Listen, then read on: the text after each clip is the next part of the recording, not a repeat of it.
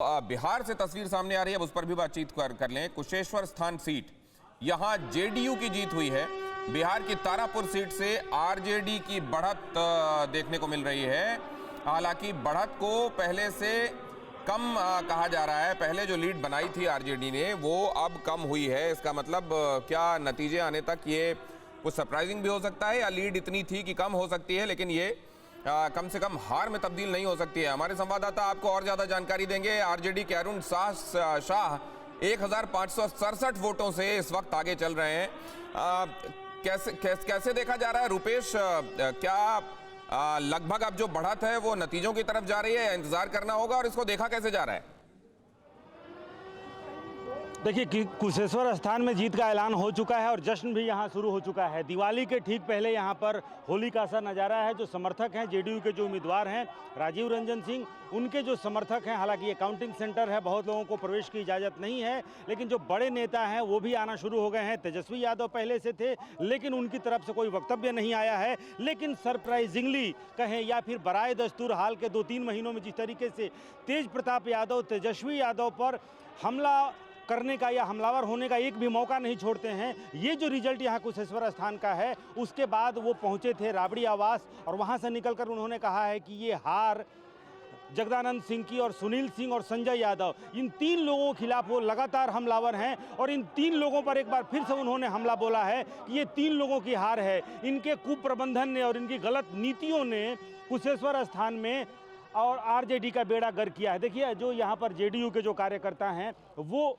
दिवाली के पहले होली का सा नज़ारा है। लेकिन ये बताइए, कितनी बड़ी जीत है? पिछली बार जेडीयू की सीट थी, 6000 से जीते थे, इस बार 12000 से जीते, डबल जीत है। अपार बहुमत से जो है अमन हजारी जी का जीत मिला है और पूरे कुशेश्वर स्थान विधानसभा के जो है जनता माननीय नीतीश कुमार जी पर विश्वास करके उनको भारी मतों से विजय बनाया है।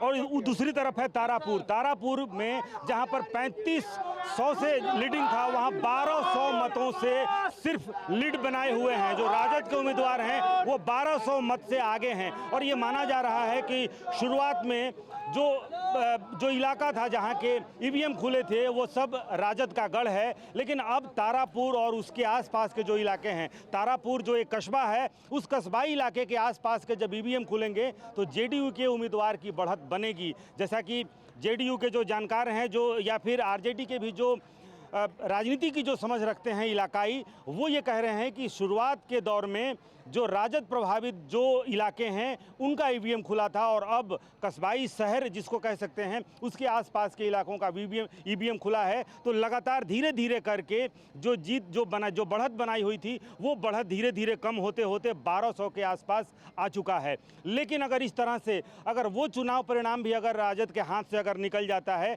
तो ये बहुत बड़ी हार ना सिर्फ तेजस्वी यादव की होगी बल्कि लालू प्रसाद यादव की। हालांकि यहाँ तक राजद के अंदर ही दिनेश अंदर खाने ये भी कहा जा रहा है कि तारापुर में स्थिति राजद की बहुत अच्छी थी, लेकिन जिस दिन लालू प्रसाद यादव ने तारापुर में चुनाव प्रचार किया और जिस तरीके से जो वहाँ पर स्थितियाँ पैदा हुई, जो भगदड़ की सी स्थिति पैदा हुई, उसको लेकर कहीं ना कहीं एक रिएक्शन वहाँ हुआ। और ये राजद के नेता भी अंदर खाने मानते हैं कि लालू प्रसाद यादव को किस उम्मीद से तेजस्वी यादव ने ये जरूर बुलाया था कि थोड़ा सा अगर जो कुछ शेष रह गया है, 2-4 हाथ जबकि लबे बाम रह गए, तो वो 2-4 हाथ भी जो शंका और सुबह है वो उससे पार पा जाएंगे। लेकिन उसके बाद से इलाके में ये भी चर्चा है कि लालू प्रसाद यादव की सभा में जो कुछ हुआ, उसका रिएक्शन भी उस इलाके में हुआ है।